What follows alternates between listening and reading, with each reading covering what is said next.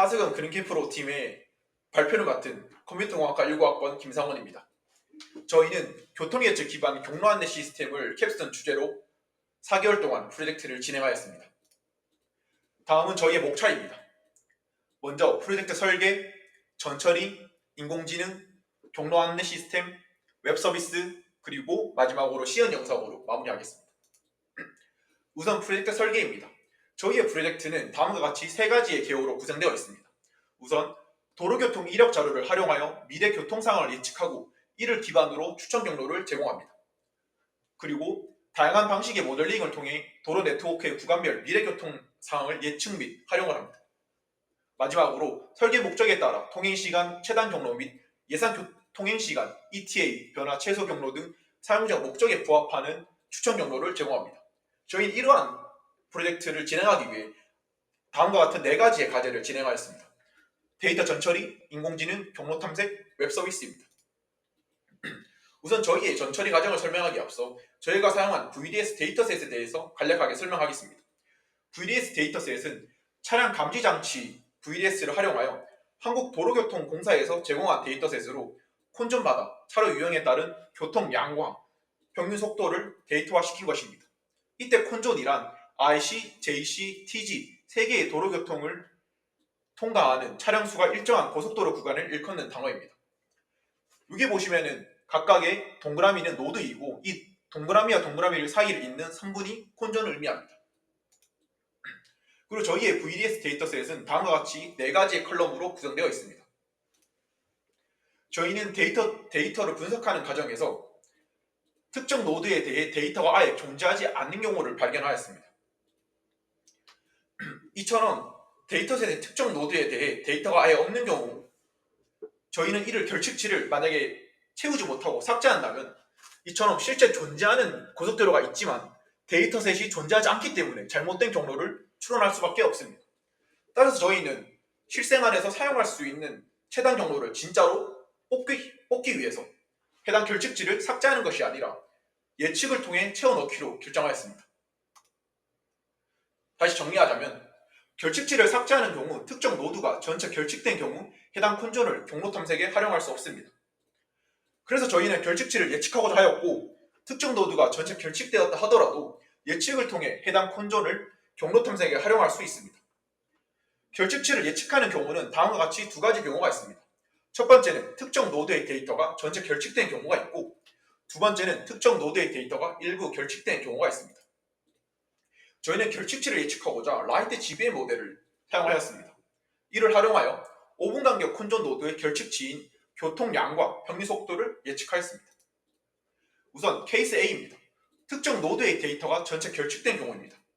이처럼 특정 노드의 데이터가 전체 결측된 경우 결측된 콘존의 주변의 콘존 데이터로 데이터셋을 예측하도록 하였습니다. 그리고 이런 식으로 데이터를 예측하게 된다면 다음처럼 모두 데이터가 없는 경우를 전처리하게 되어 모두 데이터를 예측하여 채워 넣었습니다. 그리고 두 번째 경우는 특정 노드의 데이터가 일부 결측된 경우입니다. 특정 콘존의 데이터가 전체 일부 결측된 경우 해당 콘존의 데이터로 데이터셋을 예측하도록 하였습니다. 이처럼 전처리하기 전에는 데이터가 비워져 있지만 데이터를 전처리하는 과정을 통해 다음처럼 값을 채워 넣었습니다. 그리고 마지막으로 도로 유형이 2가지인 콘존이 존재했습니다. 여기서 1번은 버스 차로이고 2번은 일반 승용차 차로입니다. 2개 차로 유형이 있는 콘존이 있을 경우에는 두 차로의 비율 가중 평균을 통해 속도를 계산하였고 하나의 콘존으로 통합하였습니다. 이번에는 인공지능 그래프 웨이브넷 모델입니다. 저희는 연결된 교통망의 교통량을 예측하기 위해서 단순히 시간적 우정관계를 통해서만 예측하는 것이 아니라 공간적 우정관계도 포착하고자 하였습니다. 이를 위해 저희는 시공간을 통해 교통량을 예측할 수 있는 인공지능 모델인 그래프 웨이브넷 모델을 선정하였습니다. 그래프 웨이브넷 모델은 32개의 TCN, GCN 모듈, 레저럴 커넥션으로 구성되어 있습니다.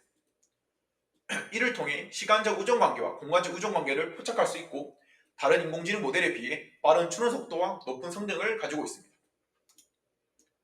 간략하게 인공지능 모델에 대해 설명드리겠습니다. 이 모델은 두 가지의 모듈로 구성되어 있습니다. Dilated TCM 모듈은 긴 길이의 시계열 데이터를 효과적으로 포착할 수 있습니다. Dilated Convolution 연산을 통해 연산량 감소 효과를 얻을 수 있으며 한 번에 하나의 스텝을 예측하는 것이 아니라 12스텝을 예측하기 때문에 추론 속도가 빠릅니다. 그리고 GCM 모듈입니다.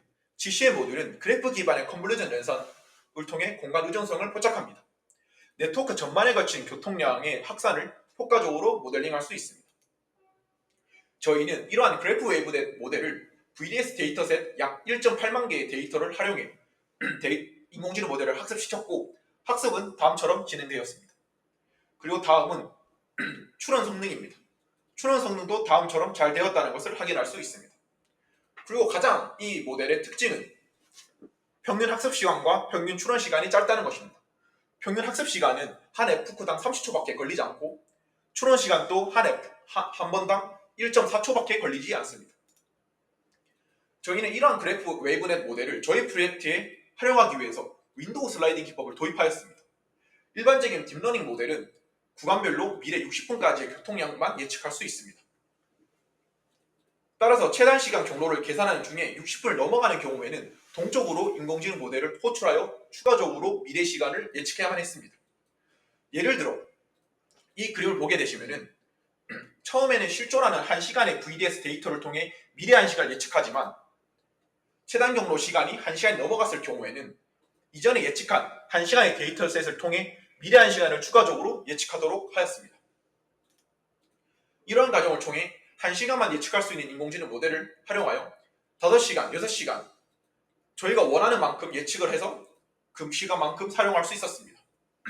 이처럼 첫 번째 예측의 경우 평균 MAE 값은 1.932에 불과합니다. 하지만 다섯 번째 예측은 MAE가 4.5017로 MAE 값이 커졌다는 것을 확인할 수 있습니다. 이처럼 미래를 예측하는 시간이 크면 클수록 예측 성능은 저한다는 것을 확인할 수 있으며 저희가 인공지능 모델을 활용한 예측이 잘하고 있다는 것을 반증하는 바라고 생각합니다. 이번엔 저희의 경로 탐색 알고리즘입니다. 저희는 경로 탐색 알고리즘에서 가장 중요한 요소를 탐색 속도로 보았습니다. 빨리 보여주지 않으면 사용자는 사용하지 않을 것입니다. 그래서 저희는 좋은 성능을 가지고 있지만 추론도 빨리 할 수 있는, 경로도 빨리 알려줄 수 있는 알고리즘을 생각해봤고 저희가 선정하는 알고리즘은 A-스타 알고리즘입니다. A-스타 알고리즘의 가장 큰 특징은 휴리스틱 보정함수를 사용한다는 것입니다. 휴리스틱 보정함수는 전체 노드를 탐색하지 않고 위도 경로 정보를 바탕으로 선택적으로 탐색을 진행하게 됩니다. 이를 통해 경로를 빠르게 찾을 수 있습니다. 하지만 기존의 A-스타 알고리즘은 다음과 같은 단점을 가지고 있습니다. 기존의 A-스타 알고리즘은 정적 값을 가중치로 사용합니다. 하지만 저희는 시간에 따라 변하는 속도 데이터셋을 활용하여 동적으로 가중치를 가지고 경로를 예측해야만 했습니다. 따라서 저희는 A-스타 알고리즘을 직접 구현하였습니다. 예를 들어 설명드리겠습니다. A노드가 13시 04분에 출발하였다고 가정하겠습니다. 13시 04분에 출발하였다면 A노드는 13시 05분의 데이터를 통해 B노드까지 도달하게 됩니다. 그리고 B노드에서는 13시 10분에 도착하였기 때문에 C노드까지는 13시 10분의 데이터를 활용해서 C노드에 도착하게 됩니다. 이처럼 저희는 시간에 따라 사용하게 되는 속도 데이터셋이 달라지기 때문에 저희는 동적으로 가중치를 관리해야만 했습니다. 이제 저희가 구현한 A-스타 알고리즘과 인공지능 모델을 활용한 하나의 로직을 설명드리겠습니다.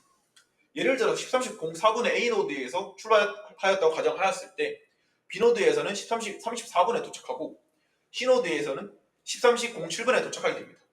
이렇게 되면은 지금 A노드에서 사용했던 속도 데이터셋이 1시간이었는데 지금 C노드에서는 1시간이 초과하였습니다. 그래서 리퀘스트 스피드 데이터를 통해 인공지능 모델에게 추가적으로 1시간 데이터를 출원하게 하였고 get 스피드 데이터를 통해 받은 시간 데이터 기준 제일 가까운 시간을 가져오도록 하였습니다. 그리고 이때부터는 새로운 속도 데이터를 활용할 수 있도록 조치하였습니다. 다음은 서울부터 부산까지의 추론입니다. 그리고 마지막으로 저희의 웹 서비스를 설명드리겠습니다. 저희는 이 웹 서비스를 구현하기 위해 다음과 같은 기술 스택을 사용하였습니다. 리액트, 카카오 지도 API, ACOS, GCP와 플라스크, 도커, 기터브를 활용하였습니다. 그리고 저희의 아키텍처는 다음과 같습니다. 사용자가 GCP에게 출발지와 목적지, 출발 시간을 리퀘스트를 하게 되면은 GCP 내부적으로 A-스타 알고리즘과 딥러닝 모델을 활용하여 최적의 경로와 ETA 시간을 반환합니다. 그렇게 되면은 다시 리액트에게 반환받은 데이터를 활용하여 저희는 시각적으로 사용자에게 보여주게 됩니다.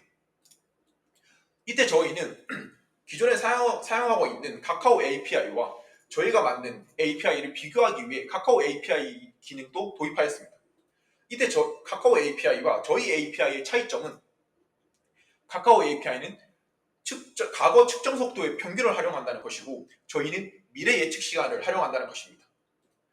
따라서 과거의 예측 속도의 평균값을 사용하는 카카오 API에 비해 저희는 실시간으로 미래 속도를 반영하여 경로를 예측하기 때문에 저희가 만든 API가 좀 더 신뢰성이 높다는 것을 확인할 수 있습니다. 다음은 저희가 만든 웹 서비스 한 화면입니다. 서울과 부산을 출발 시간을 가지고 검색을 누르게 되면은 ETA, A-스타와 인공지능을 활용한 ETA가 이렇게 보여주게 되고 거기에 대한 경로가 빨간 선으로 표현하게 됩니다. 그리고 이 토글을 누르게 되면은 카카오 API를 통해 ETA 시간을 받고 그리고 경로도 받을 수 있습니다. 이처럼 카카오 API가 예측한 ETA는 4시간 41분에 비해 저희가 가지고 온 ETA는 4시간 44분입니다. 그리고 저희가 가지고 온 경로와 카카오 API가 가지고 온 경로는 다르다는 것도 확인할 수 있습니다. 다음은 지도 API와 출현 경로가 비슷한 경우입니다. 서울부터 대전은 비슷했습니다. 그리고 ETA 시간도 2시간 23분이고 55분이었습니다. 이에 반해 지도 API와 출현 경로가 상이한 경우입니다. 이처럼 출현 경로에 4시간 53분이 걸렸고 그리고 카카오 API는 5시간 15분이 걸렸습니다. 그리고 마지막으로 저희가 만든 프로젝트의 시연 영상을 보여드리겠습니다. 이처럼 저희가 다음과 같이 출발지, 도착지를 검색을 하게 되면은 GCP 내부적으로 인공지능이 추론을 하고 그리고 경로를 다시 반환받게 됩니다.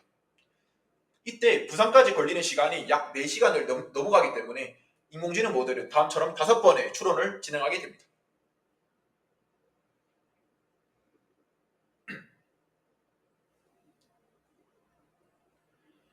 그리고 그 결과값을 이렇게 ETA 시간 4시간 51분을 받을 수 있고 경로도 확인할 수 있습니다.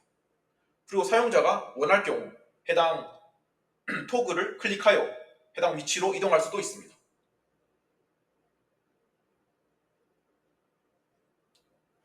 충주 JC를 누르면 충주 JC로 가고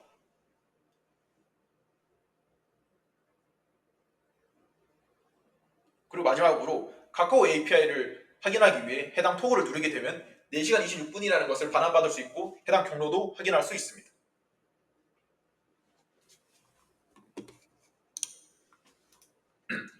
이제 마지막으로 저희가 진행했던 모든 프로젝트와 그리고 저희가 좀 더 자세한 설명들과 코드들을 저희 기터브 링크에 달아두었습니다.